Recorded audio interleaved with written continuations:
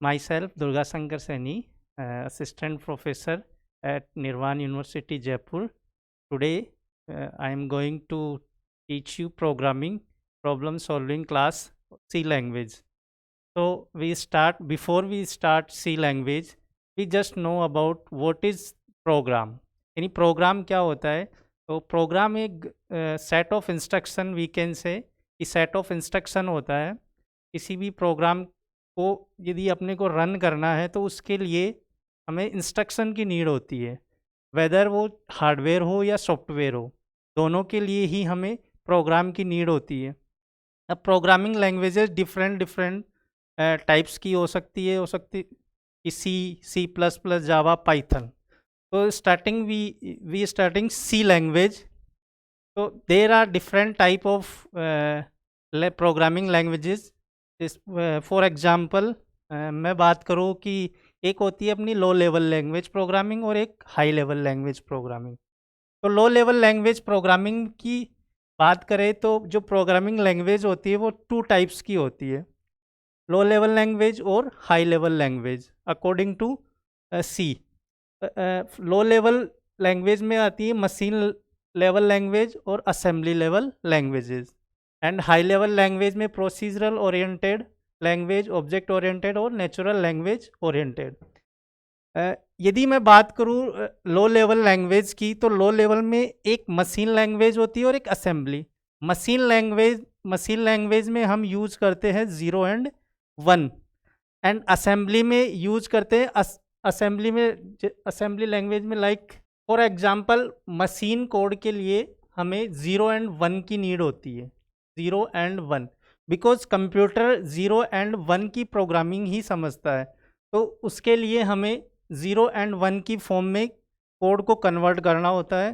तो सी लैंग्वेज में एक्चुअल में हम जो भी प्रोग्राम लिख रहे हैं उस प्रोग्राम को किसी भी लैंग्वेज में लिखे, चाहे वो सी में लिखो, सी प्लस प्लस में लिखो, जावा में लिखो, क्योंकि कंप्यूटर ओनली 0 एंड 1 को ही अंडरस्टैंड करता है. तो उसके लिए हमें मशीन कोड की नीड होती है. तो उस मशीन कोड के लिए हमें फॉर एग्जांपल यदि 0 1 में कन्वर्ट करना है तो हमें अपनी ही लैंग्वेज, जैसे फॉर एग्जांपल यदि मैं कोई सी का प्रोग्राम लिखूं, for example like hash include stdio.h और फिर next hash include conio.h and then main function and then यहाँ पर स्कोप. सो हम जब ये प्रोग्राम लिख रहे हैं तो कंप्यूटर इस लैंग्वेज को नहीं समझता. तो उसके लिए हमें क्या करना होता है कि यहाँ पर आपको 0 एंड 1 की फॉर्म में कन्वर्ट करना होता है. तो स्टार्टिंग में जब प्रोग्रामिंग स्टार्ट हुई तो जो मशीन लैंग्वेज थी ये 0 एंड 1 पे वर्क करना स्टार्ट करा. असेंबली में यूज लेते थे add, subtraction, etcetera, multiplex, division, like that. तो assembly language second generation language थी, उसमें add, subtraction, multiplication, division same machine level language में 0 एंड 1 होता था. तो एक्चुअल में जो अपना कंप्यूटर है वो 0 एंड 1 की लैंग्वेज को ही अंडरस्टैंड कर पाता है. तो उसके लिए हमें जो भी कोड लिखना होता है वो 0 एंड 1 की फॉर्म के अकॉर्डिंग लिखना होता है, लेकिन कंप्यूटर अपने आप उसको 0 एंड 1 में कन्वर्ट कर लेता है. तो स्टार्टिंग में जब मशीन लेवल लैंग्वेज आई तो हमें प्रॉब्लम ये फेस हुई कि जो यूज़र होता था, तो एक्चुअल में यूज़र किसी भी प्रोग्राम को लिखने के लिए 0 1 1 1 0 1 1 1 इस तरह से यदि वो प्रोग्रामिंग लिखता तो उस कंडीशन में क्या होता कि उसको टाइम कंज्यूमिंग, यानी एक तो टाइम कंज्यूमिंग होता, दूसरा सेकंड वन कि उसको हर प्रोग्राम को लिखने के लिए हमें क्या करना पड़ता, बहुत टाइम देना पड़ता. फॉर एग्जांपल यदि मुझे 2 नंबर को ऐड करवाना है तो उस 0 एंड 1 की फॉर्म में वो मान लो कि इस तरह से लिखता है 1 1 0 1 0 1 1, इस तरह से किसी प्रोग्राम को इस तरह से कोड करता है. तो उस प्रोग्राम को लिखने के लिए टाइम ज़्यादा होता था, प्लस जो डीबगिंग टाइम था मशीन लेवल और असेंबली लैंग्वेज का वो बहुत ज़्यादा था. तो इसलिए ये लैंग्वेजेस ज़्यादा यूज में नहीं है, फिर धीरे धीरे इनका इनोवेशन हुआ, देन हम आए हाई लेवल लैंग्वेजेस पे। तो हाई लेवल लैंग्वेजेस पे हमने third generation, fourth generation, fifth generation, 3 generation languages का यूज किया। उसमें हाई लेवल लैंग्वेज में यदि मैं बात करूं तो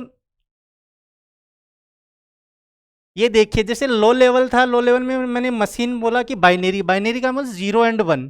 फिर असेंबली में हमने यूज लिया जैसे निमोनिक्स का यूज लिया, ऐड, सब्ट्रैक्शन, इस तरह से। इसके बाद में हमें आया हाई लेवल लैंग्वेज पे। तो हाई लेवल लैंग्वेज में प्रोसीजरल लैंग्वेज होती है, फंक्शनल, ऑब्जेक्ट ओरिएंटेड, स्क्रिप्टिंग। धीरे धीरे जैसे जैसे आगे बढ़ेंगे हम, जैसे सी लैंग्वेज स्टार्ट करेंगे तो हम बोलेंगे कि सी लैंग्वेज एक स्ट्रक्चरल और प्रोसीजरल लैंग्वेज होती है। तो एक्चुअल में होता कैसे है वो नेक्स्ट आगे हम स्लाइड में देखेंगे। पहले जस्ट हमें ये समझना है कि एक्चुअल में लो लेवल हाई लेवल होता क्या है। किसी भी प्रोग्रामिंग के लिए 2 लैंग्वेजेस होती है, low and high. Currently era we are working only on high level languages, यानी हाई लेवल लैंग्वेजेस में वर्क कर रहे हैं। फॉर एग्जाम्पल यदि मैं करंट की बात करूँ हाई लेवल लैंग्वेजेस की, तो अपने पास हाई लेवल लैंग्वेजेस में जो यूज आने वाली लैंग्वेजेज है, एक तो स्क्रिप्टिंग, सेकेंड वन स्क्रिप्टिंग के अलावा जो अपने पास सी प्लस प्लस या पाइथन, ये जितनी भी लैंग्वेजेज अब करंटली पढ़ रहे हैं वो सभी के सभी हाई लेवल लैंग्वेजेज में होती है। सेकेंड वन स्क्रिप्टिंग, स्क्रिप्टिंग में अपन एसक्यूएल, ये स्क्रिप्टिंग लैंग्वेजेज है, जैसे जावा स्क्रिप्ट, ये सारी की सारी लैंग्वेजेज, चाहे वो स्क्रिप्टिंग हो, चाहे सी प्लस प्लस, पाइथन, इस तरह से लैंग्वेजेज हो, सभी की सभी लैंग्वेजेज क्या होती है, हाई लेवल लैंग्वेज प्रोग्रामिंग के लिए यूज आती है।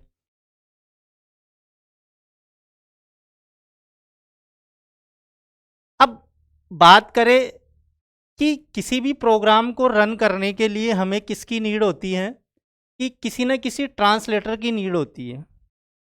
तो एक्चुअल में ट्रांसलेटर करता क्या है, जैसे फॉर एग्जांपल यदि मुझे हिंदी लैंग्वेज आती है और जस्ट मेरे सामने वाले को ओनली वो इंग्लिश समझ पाता है, तो उसको और मुझे समझने के लिए बीच में एक ट्रांसलेटर की नीड होती है कि किस तरह से मैं कम्युनिकेट कर सकूं उसको।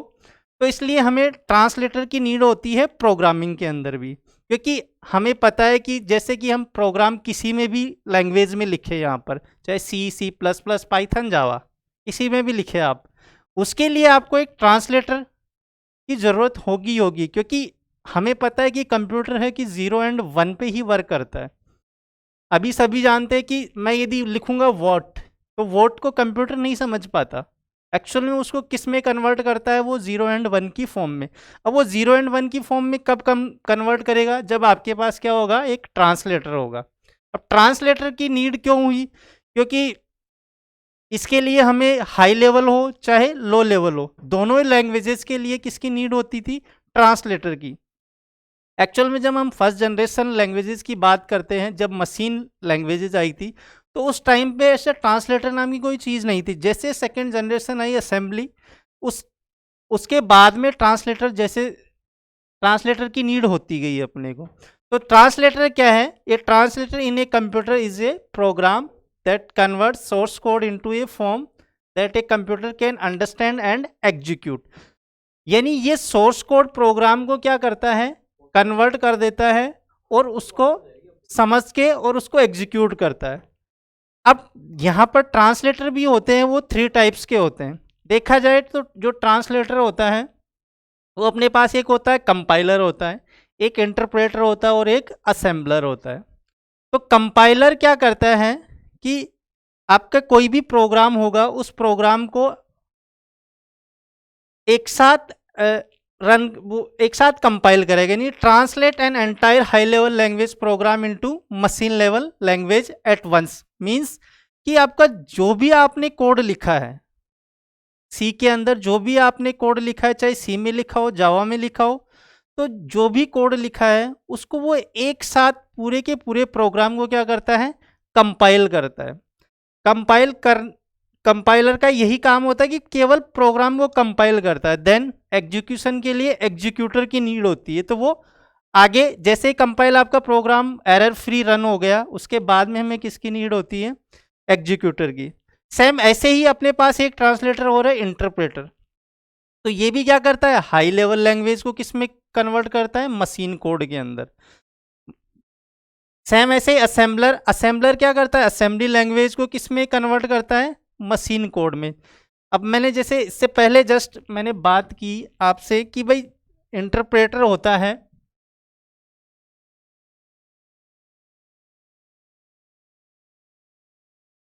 Just compiler. कंपाइलर वर्क कैसे करता है? How it is work compilers? तो कंपाइलर करता है क्या है? अपनी हाई लेवल लैंग्वेज को, जो भी आपने रिटर्न किया, चाहे सी में, सी प्लस प्लस में, जावा में, पाइथन में, किसी में भी, तो उसको क्या करता है? ये इंटरप्रेटर होगा बीच में कुछ ना कुछ,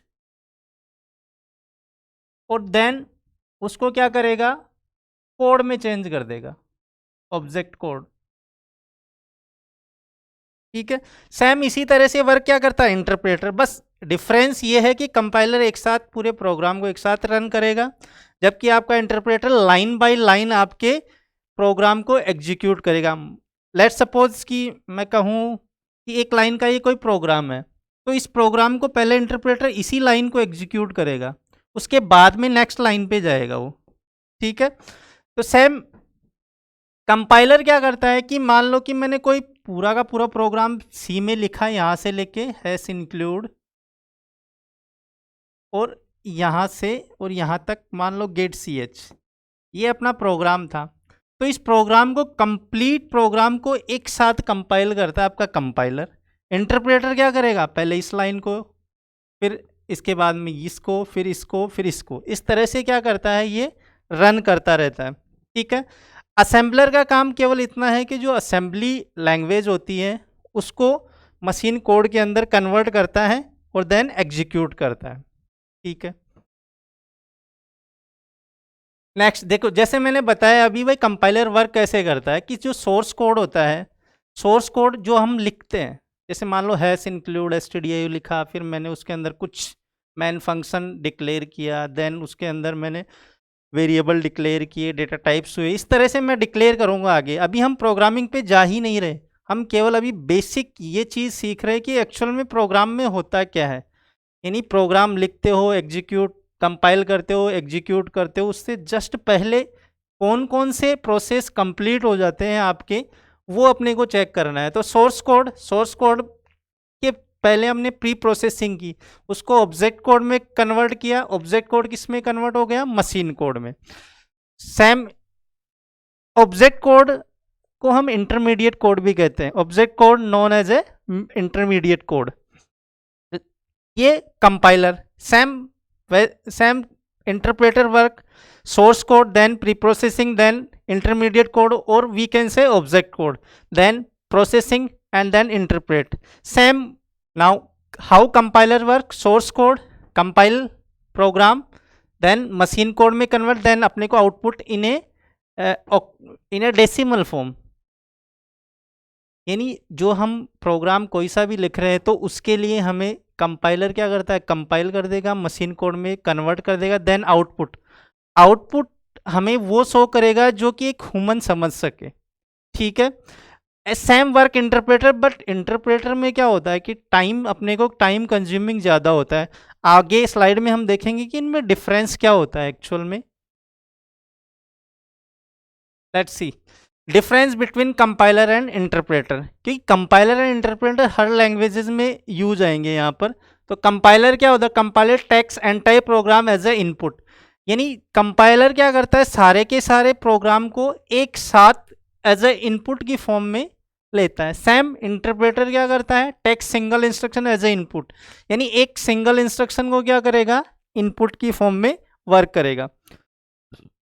यहाँ पर इंटरमीडिएट कोड जनरेट होता है कंपाइलर में, और इंटरप्रेटर के अंदर कोई इंटरमीडिएट कोड नहीं होता, मींस कोई ऑब्जेक्ट कोड जनरेट नहीं होता। ठीक है। जो कंपाइलर का एग्जीक्यूशन होता है वो फास्टर होता है, और इंटरप्रेटर का स्टेटमेंट एग्जीक्यूशन बहुत स्लो होता है, यानी क्योंकि लाइन बाय लाइन करता है तो टाइम ज़्यादा लगेगा, कर तो देगा एग्जीक्यूट, बट इसमें टाइमिंग ज़्यादा होगी। यहाँ पर जब बात करूँ कंपाइलर की, तो हम कंपाइलर में यदि मेमोरी की रिक्वायरमेंट बात करें तो यहाँ पर मेमोरी की नीड ज़्यादा होती है, जबकि वहाँ पर इंटरप्रेटर में मेमोरी की नीड कम होती है। Program need not to be compiled every time. As earlier I say that कि जो कंपाइलर होता है होल प्रोग्राम यानी सभी पूरे के पूरे प्रोग्राम को एक साथ कंपाइल करता है, but in interpreter every time higher level program is converted into low level program. Same error are display after entire program check, यानी कंपाइलर में एक्चुअल में होता क्या है, जो आपका प्रोग्राम है एंटायर प्रोग्राम है वो एक साथ कंपाइल होगा। अब एक साथ कंपाइल होगा तो इसका मीन्स क्या है कि वहां पर वो एरर भी एक साथ ही आपको शो करेगा, लाइन बाय लाइन शो नहीं करेगा। सेम थिंग ही इंटरप्रेटर हमेशा जो एरर देगा वो लाइन बाय लाइन एरर देगा। ये नहीं है कि आपका पूरा प्रोग्राम आपने कंपाइल करवा लिया, एग्जीक्यूट करवा लिया और फिर एरर दे रहा, नहीं। यदि आपने एक लाइन को एग्जीक्यूट करवाया है तो वो एक लाइन ही के लिए आपको एरर देगा, नहीं तो वो नहीं देगा। अब यहाँ पर डिफरेंट टाइप्स की एरर हो सकती है, वो मैं आगे चल के बात करेंगे हम, कि जैसे फॉर एग्जांपल लॉजिकल एरर होती है, लिंकर एरर होती है, सेमेंटिक होती है, सिंटैक्स एरर होती है। ये सब प्रोग्रामिंग के पार्ट्स है एरर के, ठीक है। तो नेक्स्ट स्लाइड पे चलते हैं हम। अब we are talk about the C language. Actual C language is a procedural और we can say structural programming languages. So we start C language when it was invented. तो now we start C general purpose language which is very closely associated with Unix, for which it was developed in Bell Laboratories। Means कि जो आपकी सी language है वो Dennis Ritchie, जिसे यहाँ पर नाम कहीं ना कहीं मेंशन होगा, दिस वन 1972 डेनिस रिची, ये एक साइंटिस्ट थे, इसने बेल लेबोरेटरी के अंदर सी लैंग्वेज को लिखा था, ठीक है ना। अब most of the program of Unix are written and run with the help of सी।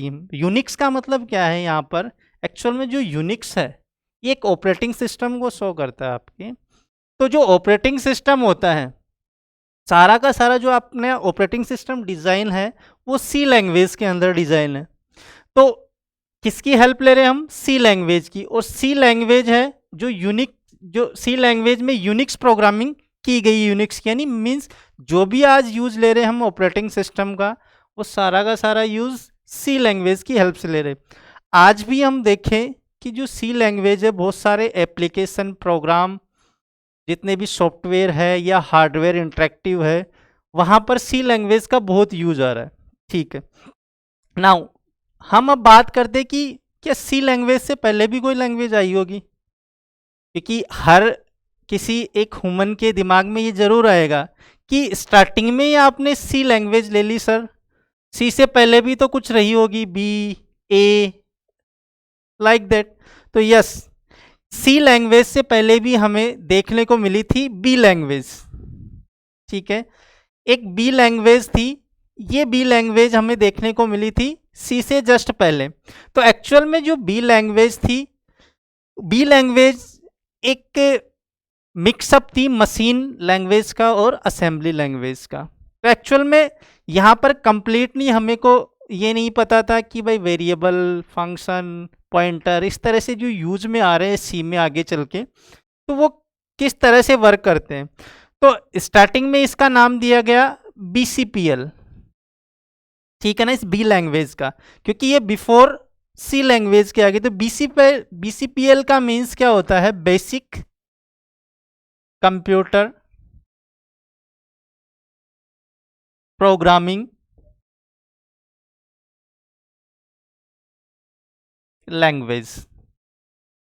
तो before C language we invented B language. तो B language known as BCPL, basic computer programming languages. तो नेक्स्ट, तो 1972 में एक scientist थे Dennis Ritchie, उन्होंने इसको design किया था, सी लैंग्वेज को लिखा था। अब देखो why name C was given to this language, जैसे अर्लियर जस्ट इससे पहले स्लाइड में मैंने बता दिया है कि जो many of the idea of C language are derived and taken from B language. Same वही मैंने यही बात की, एक BCPL and CPL, there are two languages before C language, यानी सी लैंग्वेज से पहले हमारे पास दो लैंग्वेज आ गई थी, एक तो बोलते हैं BCPL and CPL। BCPL means basic computer programming and CPL means computer programming language. Now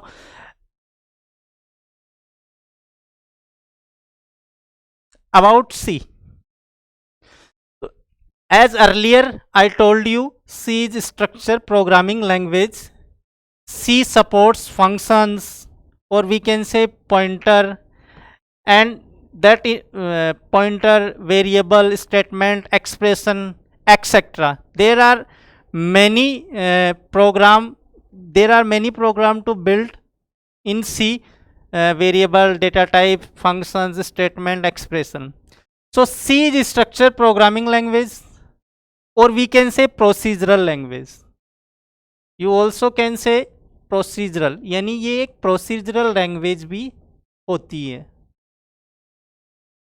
the another name structure programming और procedural. C support function that inbuild easy maintainability of code, यानी C के अंदर कुछ हो ना हो, एक main function का होना ज़रूरी होता है, क्योंकि विदाउट मैन फंक्शन आप सी में एक भी प्रोग्राम रन नहीं कर सकते।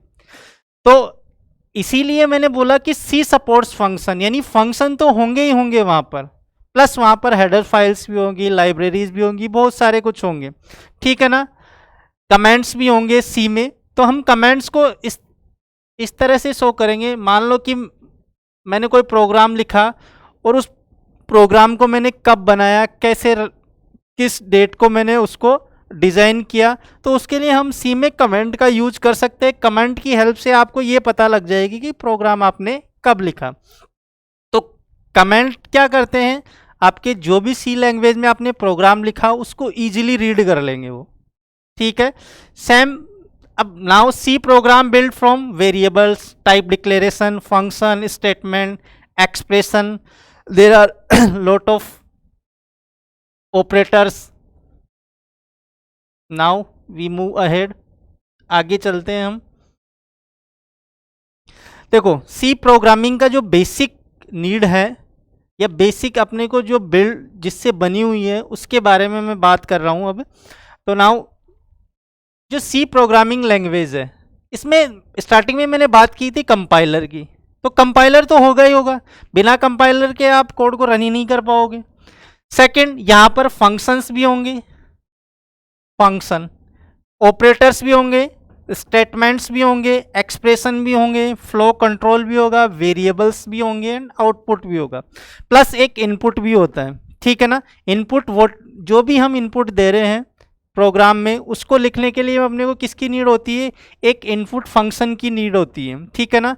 तो वो सारे के सारे सी प्रोग्रामिंग लैंग्वेज को बनाने के लिए यूज में लिए जाते हैं, ठीक है।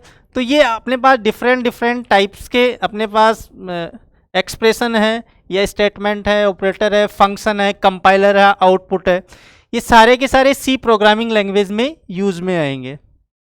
अब देखो स्ट्रक्चर ऑफ सी प्रोग्रामिंग।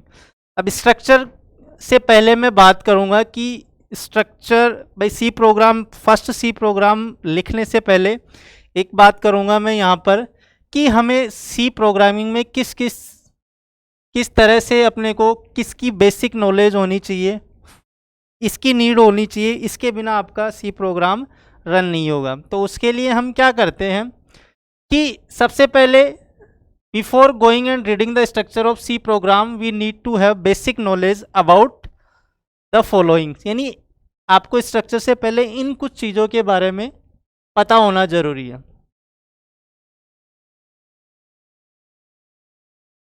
और character set, keywords, the general structure of program, how to start and end program, how to start and end statement, header files and library function, ठीक।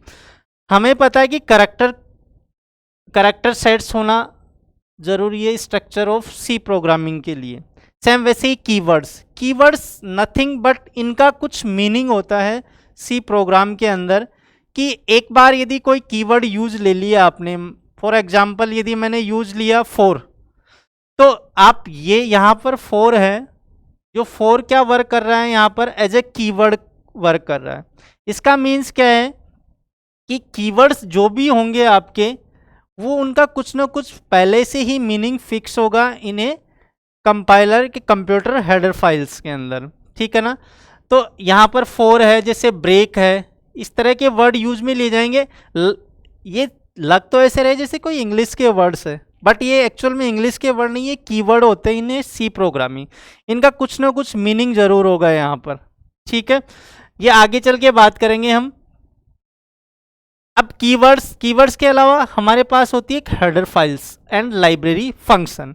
अब एक्चुअल में जो सी में होती है हेडर फाइल होती है, फॉर एग्जाम्पल मैं लिखता हूँ हैश इंक्लूड stdio.h, तो ये जो .h है, ये .h एक्सटेंशन किस वर्क काम में आ रहा है यहाँ पर, ये हेडर फाइल को शो कर रहा है अपनी, this is known as a header files. अब इस हेडर फाइल्स के अंदर there are lot of function in this header file. For example यदि मैं बात करूं एक printf, scanf, तो ये printf और जो scanf है ये क्या है, ये एक फंक्शन है जो कि किसके अंदर है, किस एक हेडर फाइल के अंदर पहले से ही प्रोग्राम किए हुए। मीन्स कि आपने चाहे हेडर फाइल में scanf देखा हो, चाहे printf देखा हो, चाहे मेन फंक्शन लिखा हो, चाहे हैश की बात करूं मैं, हैश जो मैंने स्टार्टिंग में अभी यहाँ पर लिखा, तो हैश का मीन्स क्या होता है, हैश क्या होता है, यहाँ पर एक प्री प्रोसेसर्स होते हैं जिनका पहले से ही प्रोग्राम किया हुआ होता है। और अब हमें मान लो कि कंपाइलर है सी का, तो वो पहले से ही प्रोग्राम्ड है वहाँ पर कि printf का मीन्स क्या होता है, scanf का मीन्स क्या होता है, ठीक है। तो हम कैसे प्रोग्राम को स्टार्ट करेंगे, तो जो प्रोग्राम स्टार्ट होगा किस तरह से हम स्टेटमेंट को प्रिंट करेंगे, उनके लिए कौन कौन से करैक्टर, कौन कौन से अपने पास अल्फ़ाबेट्स, वेदर नंबर्स और स्पेशल सिंबल, इन सब का यूज करके हम क्या करते हैं, एक प्रोग्राम डिजाइन करेंगे इन ए सी लैंग्वेज। सो देखो कैरेक्टर सेट्स क्या होते हैं, A to Z alphabets. For example A to Z alphabets मतलब कैपिटल में होना चाहिए, ये ध्यान रखना, और इनको बोला जाता है अपर केस। जितने भी कैरेक्टर सी लैंग्वेज में यूज आएंगे, यदि अपर केस बोल के नाम से कोई चीज़ आए अपने पास, तो ये मान लेना कि वो A to Z यानी कैपिटल A और Z अल्फ़ाबेट्स के अंदर लिखी गई है। लोअर केस का मीन्स क्या होता है, small letters. In small letters यानी जो अल्फ़ाबेट्स होते हैं वो स्मॉल में होंगे, कुछ नंबर्स होंगे 0 to 9 नंबर्स ही होंगे, क्योंकि जब नंबर सिस्टम की बात करेंगे, जैसे मान लो कि सी लैंग्वेज से पहले हमने पास कुछ नंबर सिस्टम होता है, जैसे बाइनरी होता है, डेसिमल होता है, ऑक्टल होता है, हेक्साडेसिमल, इस तरह से, ठीक है। तो वहाँ पर 0 to 9 नंबर्स होते हैं, ठीक है, उनका यूज लिया जाता है करैक्टर की फॉर्म में। अब देखो यहाँ पर मैंने कुछ स्पेशल सिंबल्स लिखे हुए हैं, हैश है, ये परसेंटेज का साइन है, ठीक है ना, लेकिन एक्चुअल में ये परसेंटेज नहीं होता है यहाँ पर, ठीक है। इसको जैसे हम लिखेंगे %d, इस तरह से %d का मतलब ये एक तरह से एक्सेस स्पेसिफायर के फॉर्म में यूज आएगा। तो हम बोलते हैं इसको %, तो % ही बोल देंगे यहाँ पर भी। ये होता है एंड, ये अपने पास पैरेंथेसिस हो गया, यहाँ पर डॉलर, ये ब्रैकेट, ये करली ब्रेसिस का जो ये वाला साइन है जो अभी मैंने यूज किया, ये करली ब्रेसिस होता है। They all are the special symbols which is use in C language. Space, मान लो कि आपको कुछ लिखना है, स्पेस देना है, तो स्पेस भी क्या है, एक तरह से करैक्टर सेट है in a C language. Same ऐसे comma, semicolon, semicolon, colon, फिर अर्थमेटिक ऑपरेशन जैसे plus, minus, multiply, division, all are use in a C language. Now keywords. Keyword, the word whose meaning has already be explained to the compiler. Means compiler को पहले से ही पता होता है कि अपना जो कीवर्ड है इस कीवर्ड का मीनिंग्स क्या होता है. The keyword this, for example यदि मैं मान लो कि लिखता हूँ ब्रेक, लेट्स सपोज मैं कोई लाइन लिखता हूँ यहाँ पर ब्रेक नाम से, ब्रेक, ठीक है ना. तो कंपाइलर हमेशा इस ब्रेक को कीवर्ड की फॉर्म में रीड करेगा. ये कीवर्ड्स होगा हमेशा. सेम ऐसे ही मान लो मैं लिखता हूँ for, while, do while, if, ये सभी के सभी क्या है, कीवर्ड्स है. इनको कीवर्ड बोले. कंपाइलर ऑलरेडी जानता है इनके बारे में कि फॉर क्या काम करेगा, वाइल क्या काम करेगा, डू वाइल क्या काम करेगा, इफ क्या काम करेगा. They compiler knows about for, while, do while, if else statement, break, continue, they all are the keywords. तो all keywords are written in a lower case, यानी जो आपके keywords है वो हमेशा lower case में लिखे जाएंगे. मीन्स कि स्मॉल अल्फाबेटिकल फॉर्म में के अंदर. जैसे मान लो कि यदि मैं लिख देता हूँ ना ऐसे ब्रेक, तो आपका कंपाइलर इसको नहीं पहचानता कि उसको कैपिटल बी का नहीं पता. तो हमें करना है क्या है कि जितने भी कीवर्ड है उनको हमेशा किस में लिखना है, लोअर केस के अंदर ही लिखना है. यदि आपने लोअर केस में नहीं लिखा और यदि अपर केस में लिखते हो, अपर केस का मीन्स क्या होता है कि आपने कैपिटल अल्फ़ाबेट्स का यूज ले लिया, तो उस कंडीशन में क्या होगा कि कंपाइलर आपको एरर देगा. हो सकता है वो लिंकर एरर हो, सिंटैक्स हो, सेमेंटिक्स हो, एक्स वाई जेड, कोई सी भी एरर हो, वो एरर आपको क्या करेगा, ये डिज़ाइन करेगा यहाँ पर, यानी शो कर देगा आपको. दूसरी चीज़ हम बात करें कि जो कीवर्ड है, कीवर्ड को आप वेरिएबल की फॉर्म में यूज में नहीं ले सकते. फॉर एग्जांपल एक्चुअल में वेरिएबल होता क्या है. सबसे पहले मैं वेरिएबल के बारे में और बता दूं आपको कि मान लो कि मैंने यहाँ पर एक मैन फंक्शन लिखा सी में, और इस मैन फंक्शन को लिखने के बाद मैंने लिख दिया इंटीजर, और मैंने लिख दिया a, b and then semicolon. ठीक है. तो यहाँ पर जो हमें पता है कि इंटीजर तो क्या है, आगे पढ़ेंगे हम, इंटीजर को बोलेंगे डेटा टाइप्स. ये एक बेसिक डेटा टाइप है जिसका सी में यूज आएगा ही आएगा. दिस इज प्रिमिटिव और you can say primary data types a and b. अब मैं इनकी बात करूं, जो हमारे पास ये लोअर केस में अल्फ़ाबेट्स लिखे हुए हैं, एक्चुअल में यही तो आपके क्या होते हैं, वेरिएबल्स होते हैं. ये वेरिएबल्स होते हैं. ठीक है.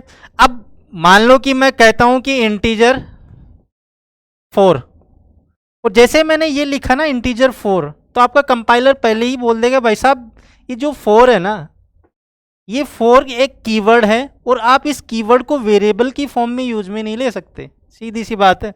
तो वो कंपाइलर जानता है क्योंकि 4 के बारे में, इसलिए उसने बोल दिया कि 4 can not be use as a variable. You can, because 4 is a keyword. 4 क्या एक कीवर्ड है, तो कीवर्ड की फॉर्म में यूज आता है, इसलिए आप वेरिएबल की फॉर्म में यूज नहीं ले सकते. ठीक है.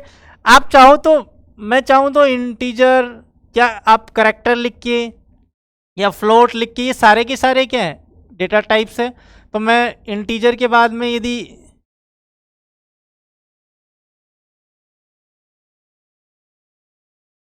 लेट्स इंटीजर एंड देन मैंने मान लो नाम दे दिया, लाइक मेरा ही नाम लिख दिया दुर्गा शंकर. ठीक है. तो ये चलेगा, यहाँ पर कोई दिक्कत नहीं उसको, कंपाइलर को. ठीक है ना. दिक्कत एक ही जगह आएगी उसको, जहाँ पर बात होगी रिजर्व्ड कीवर्ड्स की, जो पहले से ही रिजर्व है कीवर्ड कंपाइलर के अंदर, उसकी. अब बात करें कि सी में एक्चुअल में नंबर ऑफ जो कीवर्ड्स है वो कितने होते हैं, तो 32 कीवर्ड्स अवेलेबल हैं इन ए सी लैंग्वेज. हो सकता है डिफरेंट डिफरेंट लैंग्वेजेस में कीवर्ड्स की जो नंबर्स है वो इंक्रीज हो जाए, पॉसिबिलिटी है, but there are only 32 keyword in a C language.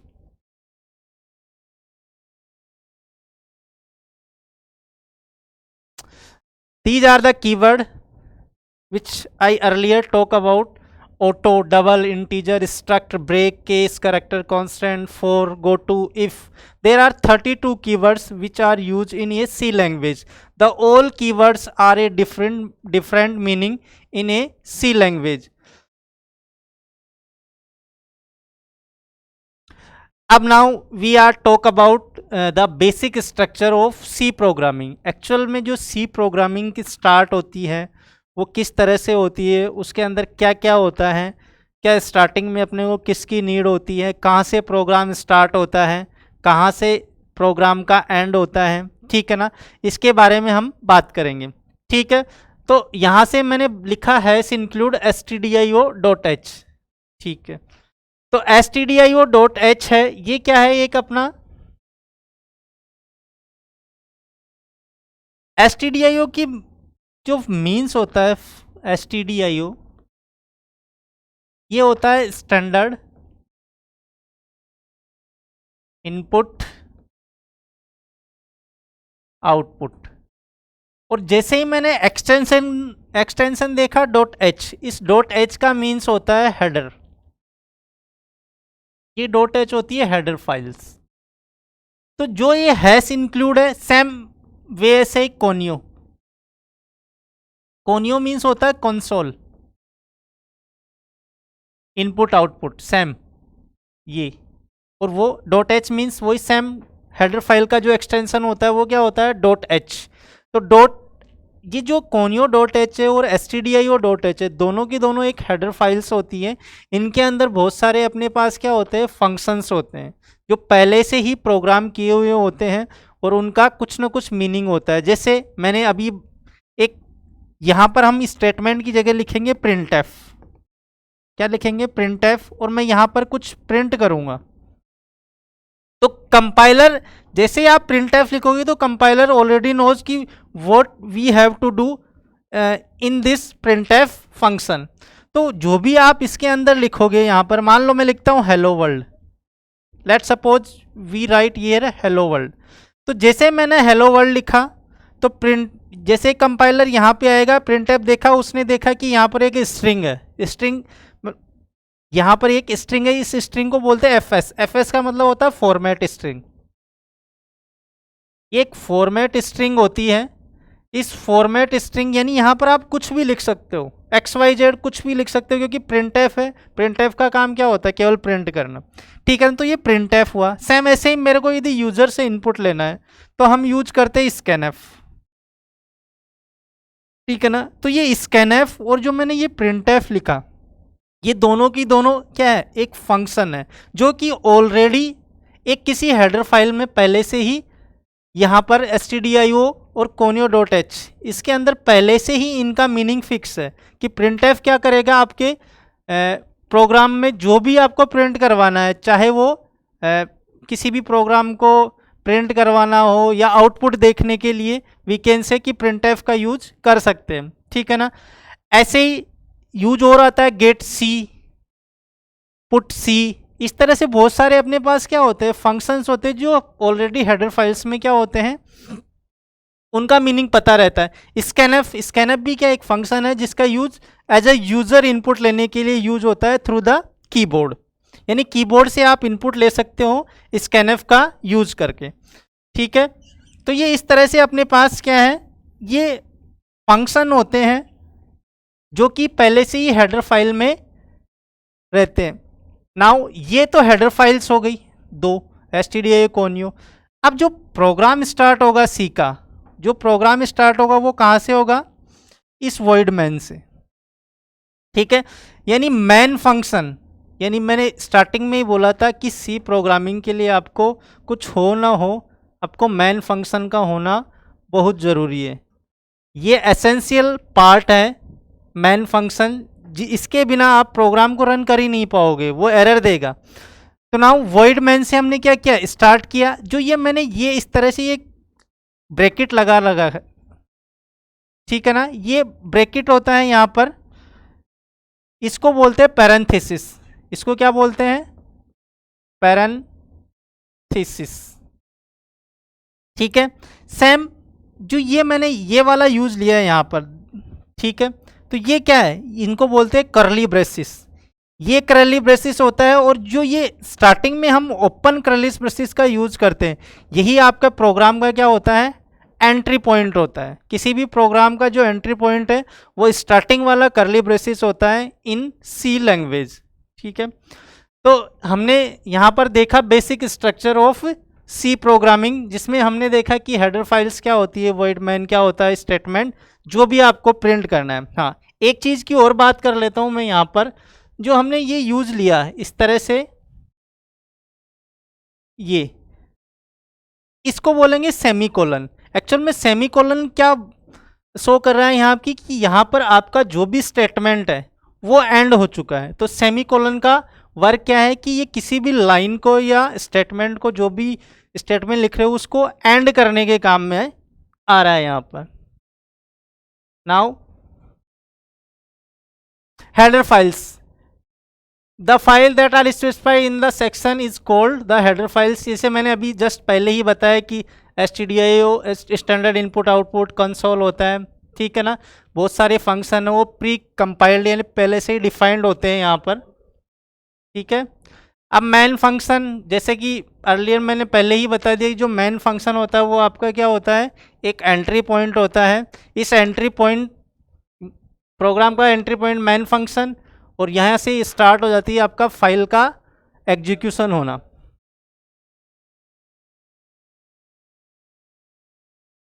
Now running a C program, यानी जो सी प्रोग्राम होगा वो एक्चुअल में रन कैसे होगा आपका।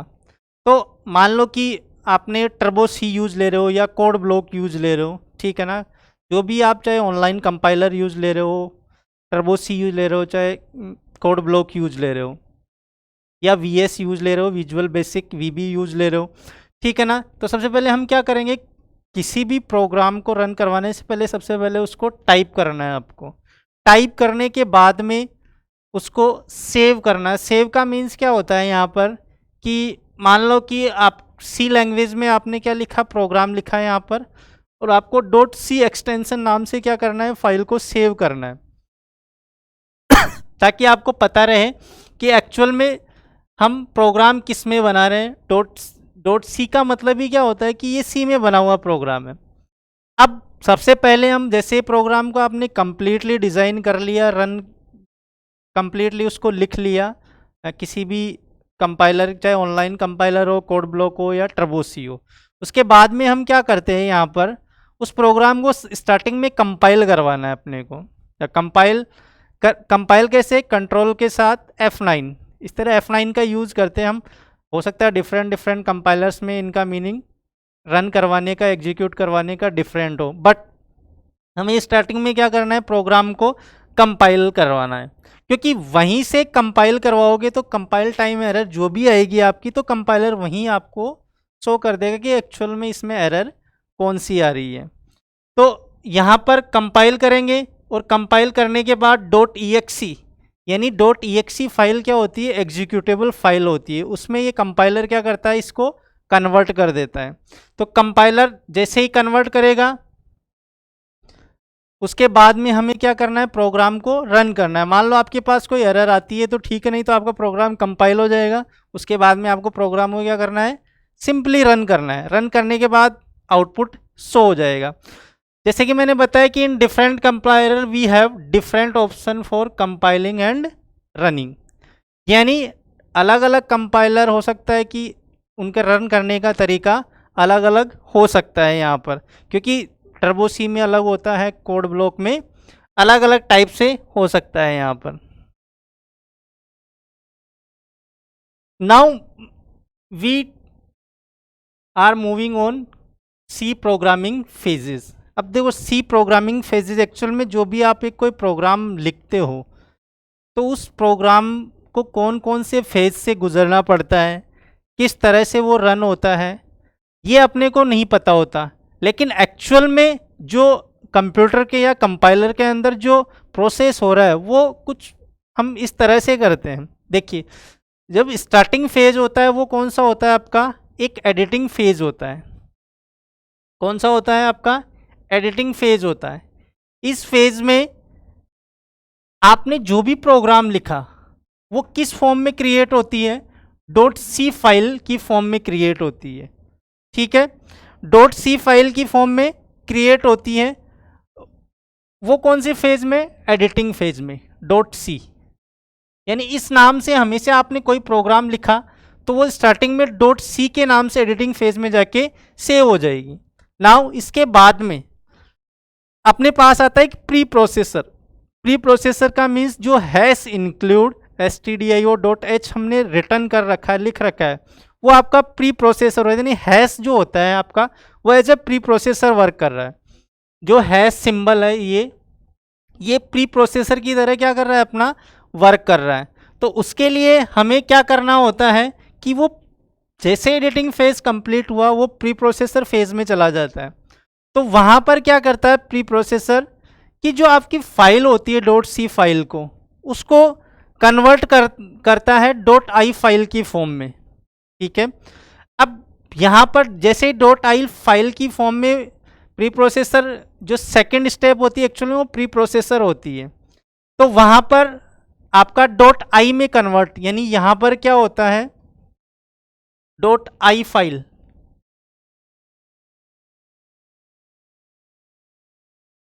यहाँ पर डॉट आई फाइल डॉट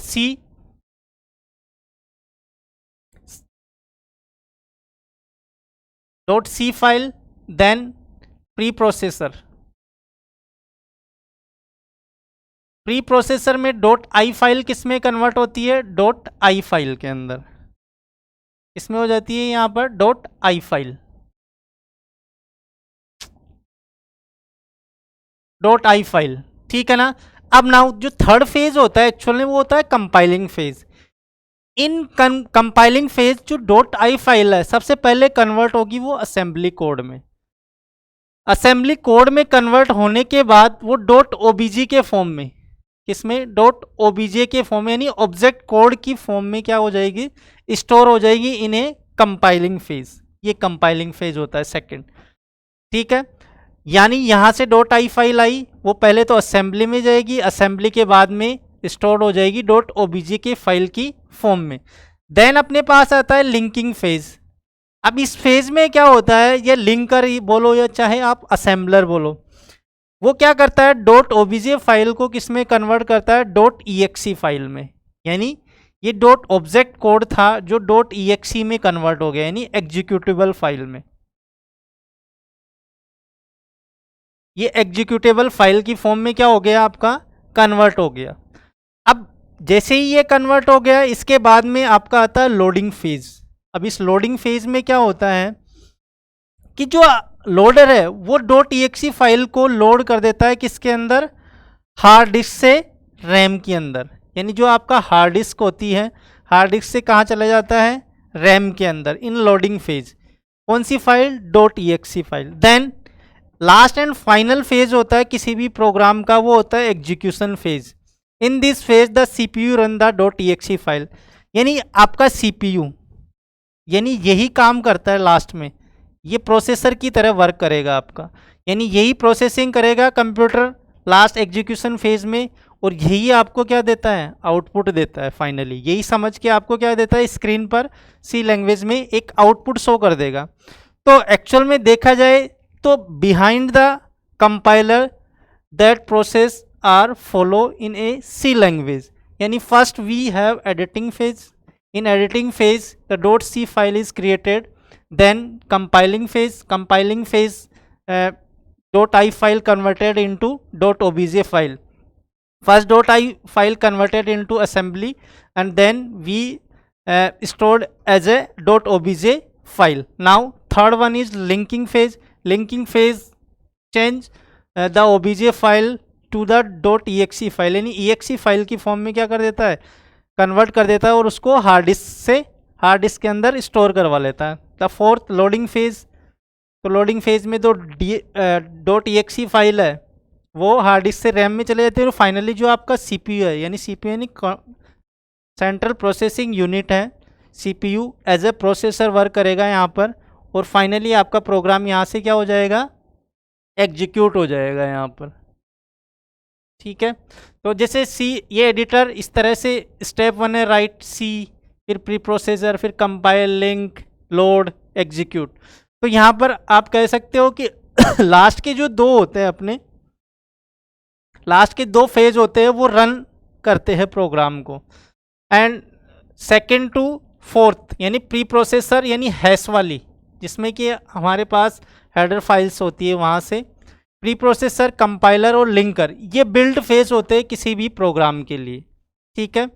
और यहाँ पर हम स्टार्टिंग जो मैंने बोला कि आप फाइल को सेव करते हो .c की फॉर्म में, तो वो आपका स्टार्टिंग सोर्स कोड होता है जहाँ पर आप लिखते हो, ठीक है। तो now we are moving on next slide. Now we talk about now data types, because without data type in C programming you cannot write any program in a good manner. So we have data types in a C. अब देखो data types की need क्यों हुई। For example, if we take example of Almira, suppose कि मुझे मेरे जो important clothes हैं वो किसी अलग ड्रॉ में रखने हैं, लाइक कि कुछ इम्पोर्टेंट, जैसे मान लो कि आपके पास कुछ इम्पोर्टेंट ऐसे कपड़े हैं जिनको कि आप अलग से रखना चाहते हो, कुछ बेसिक्स है जो डेली यूजेज है उनको अलग रखना चाहते हो, या बहुत सारी चीज़ें ऐसी होती हैं जिनको कि आप अलमीरा में अलग अलग सेट करके रखते हो। सेम थिंग वैसे ही डेटा टाइप्स होते हैं इन सी लैंग्वेज। सी लैंग्वेज में डेटा टाइप्स का यूज़ क्या आ रहा है यहाँ पर कि हमारे पास मान लो कि आपके पास वैल्यू है 1 2 3 इस तरह से। अब उस 1 2 3 को मैं कहाँ स्टोर करूँ, क्या नाम दूँ उसको, तो उसके लिए हम क्या यूज ले रहे हैं, डेटा टाइप्स। तो मान लो कि मैंने बोल दिया कि 1 2 3 है इस तरह से। अब 1 2 3 है क्या, किस टाइप का डेटा टाइप है, तो हमने इसको नाम दे दिया भाई इंटीजर टाइप का है। और इसके लिए अब देखो हमने लिख तो दिया इसको, इंटीजर है, फ्लोट है, डबल है। अब इन जितने भी डेटा टाइप्स हैं इनके लिए पहले से ही मेमोरी क्या होती है, फिक्स होती है रैम के अंदर, ठीक है। यानी पहले से ही ये कुछ ना कुछ मेमोरी ऑक्यूपाई करके रखते हैं, ठीक है। तो सेम वैसे ही मैंने अलमीरा का इसलिए एग्जांपल लिया क्योंकि इंटीजर अलग टाइप का होगा, फ्लोट अलग टाइप का होगा, डबल अलग, यानी हर किसी के लिए स्पेस की अलग अलग नीड होती है यहाँ पर। तो डेटा टाइप से कुछ ऐसा ही है कि यहाँ पर कुछ प्राइमरी डेटा टाइप्स होते हैं, ठीक है। अब प्राइमरी डेटा टाइप्स अपने पास, इन्हें प्रिमिटिव डेटा टाइप्स भी बोला जाता है। Primary data types known as a primitive, यानी आप इनको प्रिमिटिव भी बोल सकते हो। ये प्रिमिटिव डेटा टाइप्स होते हैं, इंटीजर, कैरेक्टर, फ्लोट, डबल। अब इन सभी की कुछ ना कुछ साइज पहले से ही फिक्स है मेमोरी के अंदर। तो यहाँ पर चाहे रैम हो तो यहाँ पर इंटीजर की कुछ साइज फिक्स होगी, इस तरह से कैरेक्टर की होगी, फ्लोट की होगी, डबल की होगी। तो ये अपने पास प्राइमरी डेटा टाइप्स होते हैं जिनका यूज सी प्रोग्राम में हमेशा कहीं ना कहीं किया जाएगा। Without basic data types you can't return any program in a C language except secondary data types or user defined data types. That's now primary integer. अब there are some storage taken by the integer. तो integer हो सकता है कि 2 bytes ले, हो सकता है 4 बाइट्स ले। अब ये कितनी भी मेमोरी यूज में ले सकता है यहाँ पर। अब एक्चुअल में ये 2 बाइट 4 बाइट ये कैसे यूज लेगा, ये डिपेंड करता है आपके कंपाइलर पर। आप ये फिक्स नहीं कर सकते कि इंटीजर इतने बाइट्स की मेमोरी पहले से ही स्टोर करके रखेगा। उसके लिए आपको पता होना चाहिए कि कितने बिट का आपका ऑपरेटिंग सिस्टम है। हो सकता है वो 32 बिट्स का हो आपका ओएस, हो सकता है 64 बिट का हो, डिपेंड ऑन योर कंपाइलर।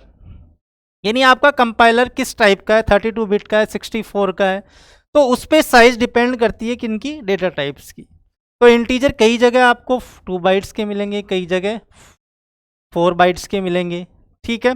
तो इंटीजर की साइज आप कह नहीं सकते कि ये इतनी होगी, पर स्टैंडर्ड वे में देखें जो आपकी ये होती है, तो ये लगभग आप कह सकते हो 2 बाइट्स की तो मिनिमम है ही है, इससे ऊपर 4 बाइट्स तक हो सकती है। ठीक है, ऐसे ही करेक्टर की 1 बाइट होती है। तो यहाँ पर कुछ भी आप यूज ले रहे हो प्राइमरी डेटा टाइप में, तो उनकी हमेशा से मेमोरी फिक्स होती है, वो हमेशा से मेमोरी को ब्लॉक करके रखते हैं। इसका मतलब सेम जैसे मैंने एग्जांपल बताया था अभी अलमीरा का, तो वो यही तो था कि आपने इंपॉर्टेंट जो क्लोथ्स है उसको अलग जगह पे रखा हुआ है, जो बेसिक डेली नीडेड है उनको अलग जगह पे रखा हुआ है। तो there are the different things which are use in a data types. तो डेटा टाइप्स में अलग अलग चीज़ें यूज आ रही है, जैसे यूजर डिफाइन, जैसे प्राइमरी डेटा टाइप्स में इंटीजर, कैरेक्टर, फ्लोट और डबल। सेम ऐसे ही सेकेंडरी डेटा टाइप्स क्या होते हैं, अरे एंड पॉइंटर। और user define, structure, union, enum. There are 3 types of data types, primary or we can say primitive, secondary data types, third one is user data types. There are different data types used in a C language.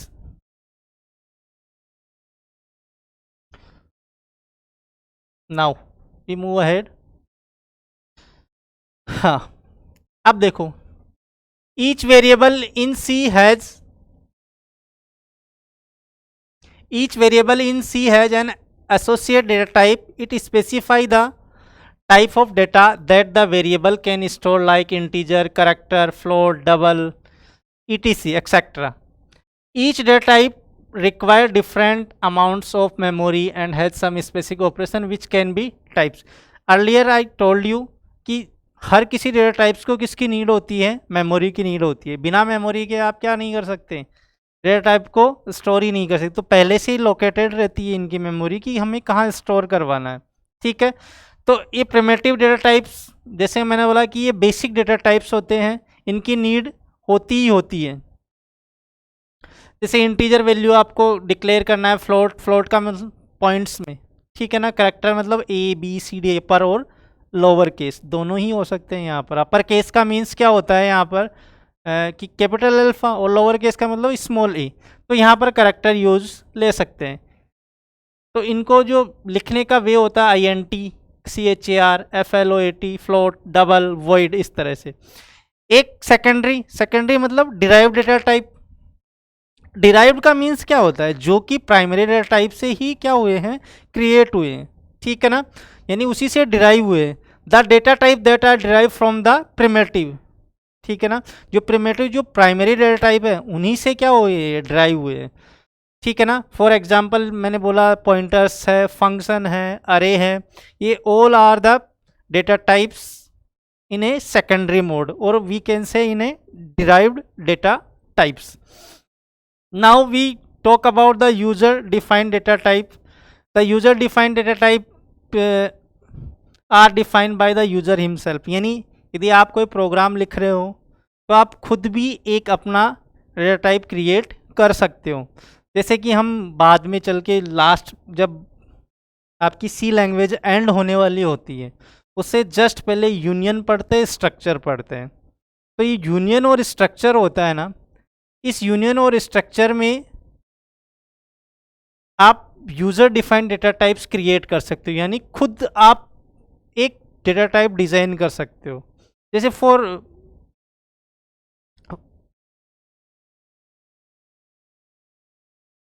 Now we talk about data types. These are data types and its size in a bytes. Range, format specifier कौन से use लेते हैं कि मान लो कि एक integer value है, उस इंटीजर वैल्यू को यदि आपको क्या करवाना है कि रन करवाना है तो उसके लिए फॉर्मेट स्पेसिफायर क्या यूज़ में लेंगे, उनकी साइज क्या होगी, किस तरह से आप उसको रन करोगे। ठीक है, तो सबसे पहले मैं बात करूँ डेटा टाइप की, तो डेटा टाइप में एक होता है शॉर्ट इंटीजर। ठीक है ना, शॉर्ट इंटीजर में इसकी साइज होती है 2 बाइट की। कितने बाइट की होती है? 2 बाइट की साइज होती है। और जो इसकी रेंज होती है वो रेंज पहले से ही कंपाइलर फिक्स करके रखता है। कि इससे ऊपर आप यदि रेंज में जाओगे तो यहाँ पर एक एरर तो नहीं देगा, एरर तो वो कभी नहीं देगा आपका। मान लो कि आपने इसके ऊपर यदि कोई वैल्यू ले ली 32767 से ऊपर, ठीक है, तो यदि उस इससे अबव आप यदि कोई वैल्यू ले रहे हो तो कंपाइलर वहां पर एरर तो देगा नहीं, बट गार्बेज वैल्यू प्रिंट करके दे देगा। कौन सी वैल्यू? गार्बेज। तो यहाँ पर गार्बेज वैल्यू है ना वो प्रिंट हो जाएगी यहाँ पर। अब गार्बेज वैल्यू कुछ भी हो सकता है, कंपाइलर अपने अकॉर्डिंग उठा के कोई सी वैल्यू आपको प्रिंट स्क्रीन पर शो कर देता है कि भाई ये लो आपके लिए वैल्यू ये दे दी हमने, ठीक है। तो शॉर्ट इंटीजर होता है, उसकी साइज क्या होती है 2 bytes, but again I say it depend on the compiler, कि कंपाइलर पे डिपेंड करता है, ठीक। Now we talk about unsigned short integer. तो unsigned short integer size is 2 bytes and then the range is 0 to 65535, ठीक है। now we talk about the format specifier। तो इसका होता है %u, this is the format specifier which is used in a C language। same way we use short integer as a %d। now unsigned integer same %u, ये HU। Now integer, integer again how many bytes take 4 bytes, may be it very depend on the compiler, the size is like that. And the जो specifier use लिया वो आया %d। %d का means यहाँ पर यही कि ओनली आप इंटीजर टाइप की वैल्यू ही प्रिंट कर सकते हो। यदि इसके अलावा यदि आप कोई प्रिंट, मान लो आपने वेरिएबल का नाम दे दिया फ्लोट, मैं कहता हूँ कि फ्लोट दे दिया और ए बी लिख दिया और प्रिंट एफ करवा रहे हो आप %d, तो ये गलत हो जाएगा, यहाँ पर वो कुछ ना कुछ एरर देगा। सेम ऐसे ही लॉन्ग इंटीजर 4 बाइट्स %ld, ये इसी तरह से अनसाइंड लॉन्ग इंटीजर होता है, लॉन्ग इंटीजर होते हैं, unsigned long integer, sign character, unsigned float, ठीक है। तो इनकी साइज फिक्स होती है बट डिपेंड करता है कंपाइलर पर। आप ये जितनी भी साइज है ना, आप एक ऑपरेटर होता है साइज ऑफ ऑपरेटर करके, तो आप ऐसे लिखोगे printf साइज ऑफ, और यहाँ पर मान लो मैं लिखता हूँ इंटीजर, ठीक है। तो वो इंटीजर टाइप की क्या कर देगा, भाई ये जो इंटीजर यूज लिया है यहाँ पर इस कंपाइलर में, इस कंपाइलर की साइज कितनी है, तो वो अपने आप बता देगा वहाँ पर। तो आप ये फिक्स नहीं होता कि इसकी 2 बाइट्स होगी, लॉन्ग की 8 ही होगी, करैक्टर की 1 बाइट ही होगी, ठीक है ना। अब करैक्टर का स्पेसिफायर होता है %c, इस फॉर्म में लिखेंगे हम। एक फ्लोट होता है, फ्लोट को लिखते हैं %f की फॉर्म में, ठीक है। तो ये अपने पास डिफरेंट डेटा टाइप्स हैं जिनकी साइज, रेंज और उनके फॉर्मेट स्पेसिफायर जो कि हमें प्रोग्राम में यूज में लेने हैं वो यहाँ पर शो किए गए हैं, ठीक है। अब देखो यहाँ पर मान लो कि मैं यदि कोई प्रोग्राम एक लिखता हूँ, ठीक है,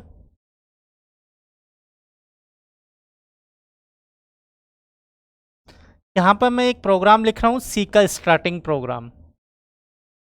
only today we print hello, कि हेलो को कैसे प्रिंट करवाना है, क्या क्या यूज में आ रहे हैं यहाँ पर। S include stdio, S include conio, यहाँ पर हम लिखेंगे मैन फंक्शन, वॉइड मैन। देखो यहाँ पर कई बार क्या होता है, इंट भी लिखा होता है, int इंट मैन, ठीक है, तो वो भी वैलिड है और वॉइड भी वैलिड है।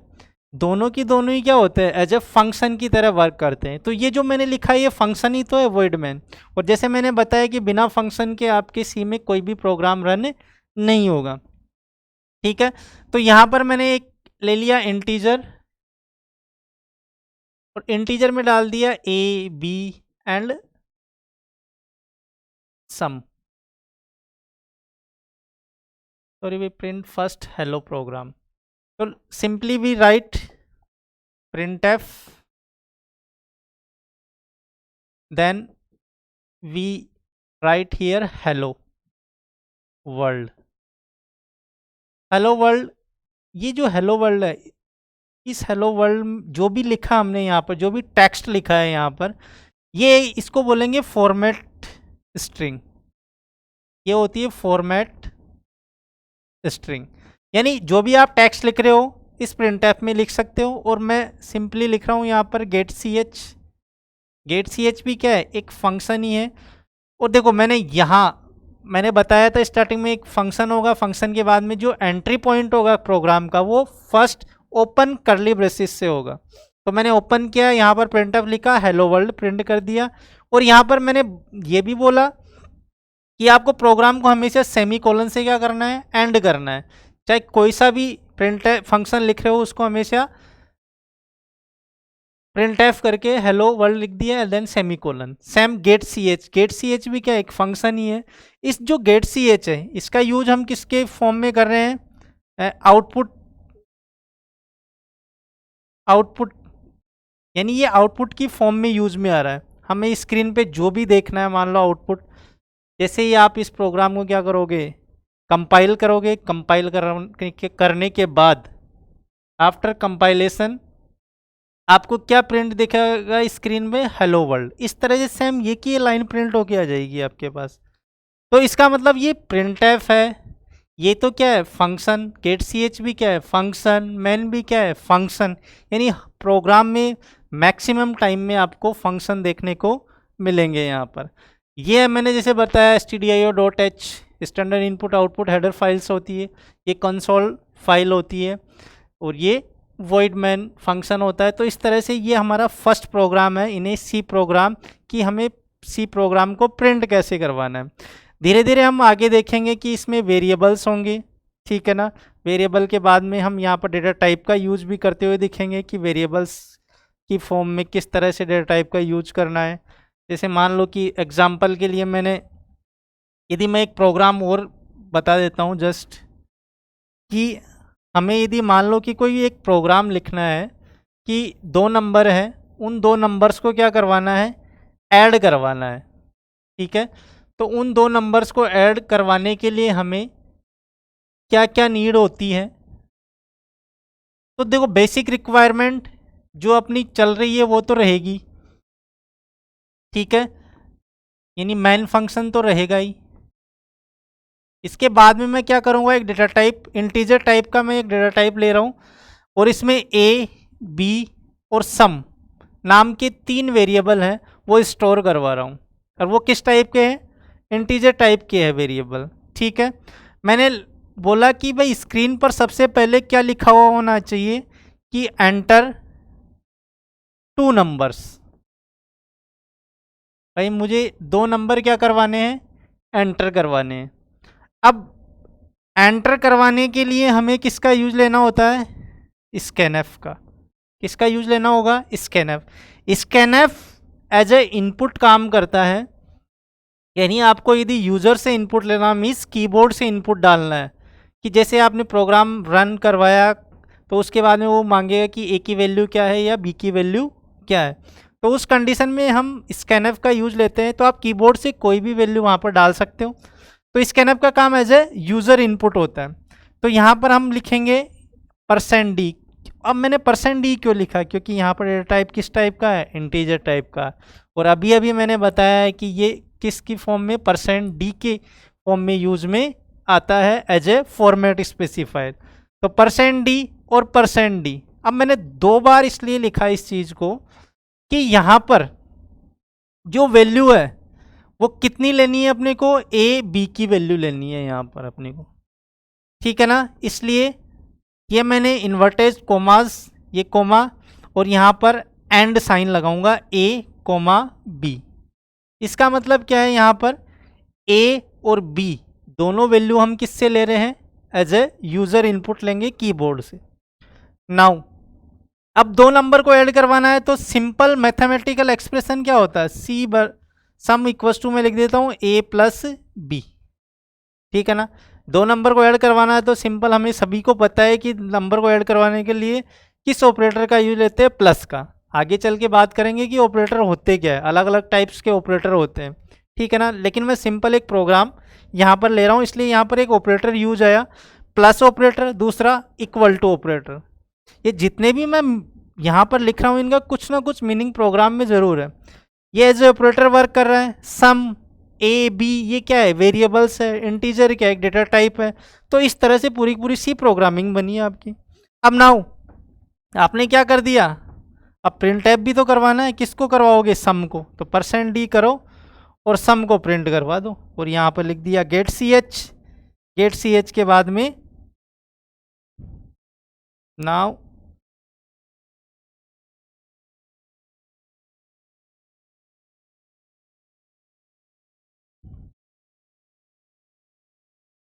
गेट सी एच और यहाँ पर सेमीकोलन और देन हमने क्लोज ब्रैकेट यानी क्लोज करली ब्रेसेस इसका। अब देखो पूरे प्रोग्राम में ये मेन फंक्शन, इसके बिना प्रोग्राम रन नहीं होगा। स्टार्टिंग कर दी, इंटीजर ले लिया, बेसिक डेटा टाइप्स है अपने पास यहाँ पर, या प्रिमिटिव बोल सकते हो। A, b and sum, a, b और सम क्या है यहाँ पर एज ए वेरिएबल वर्क कर रहे हैं। प्रिंटएफ और स्कैनएफ दोनों की दोनों ही फंक्शन होते हैं जो पहले से ही इस हेडर फाइल्स के अंदर नोन होते हैं कि इनका मतलब क्या होता है, ठीक है ना। तो यहाँ पर मैंने इसमें लिखा एंटर टू नंबर। अब जैसे ही मैं इसको रन करूँगा तो सबसे पहले ये लाइन लिखी हुई आएगी आपके, एंटर टू नंबर। अब एंटर टू नंबर मतलब ये बोल देगा कि आपको 2 नंबर एंटर करने हैं। नाउ स्कैनअप का काम क्या होगा कि आपको कीबोर्ड से क्या लेना, इनपुट। लेट सपोज कि ए में आपने 50 ले लिया और बी के अंदर आपने 60 ले लिया, ये आपने कीबोर्ड से वैल्यू इनपुट करवा दी। अब वो इनपुट का काम स्कैनअप कर रहा है आपका। स्कैनअप फंक्शन का काम ही केवल यूजर से इनपुट लेना होता है, ठीक है। अब सम इक्वल्स टू क्या करा दिया, ए प्लस बी, तो 50 प्लस 60 ये कितना होगा, 110। 110 किस में पास हो जाएंगे, सम के अंदर, यानी 50 और 60 110 होंगे। अब 110 किस में आ जाएंगे, इस सम के अंदर। हम उस सम को क्या करवा दिया, प्रिंट करवा दिया। और जो स्पेसिफायर यूज लिया, फॉर्मेट स्पेसिफायर, वो इंटीजर टाइप का है।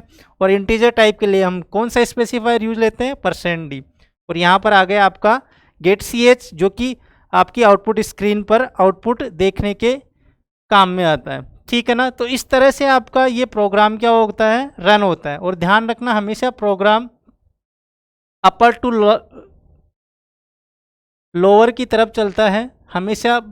चाहे आप कुछ भी यूज ले रहे हो, चाहे स्ट्रक्चर यूज ले रहे हो, चाहे फंक्शन यूज ले रहे हो, चाहे पॉइंटर यूज ले रहे हो, कहीं भी यूज लो, हमेशा जो सी वाला सिस्टम है वो हमेशा मेन फंक्शन से ही स्टार्ट होगा। वहीं से आपका प्रोग्राम सबसे पहले स्टार्ट होगा। फिर जो जैसे जैसे आपके स्टेटमेंट लिखे हुए हैं, जैसी आपकी कंडीशन है, उसके अकॉर्डिंग ये क्या होगा, कंप्लीट होगा। तो इसी के साथ ये लेक्चर एंड होता है। Thank you.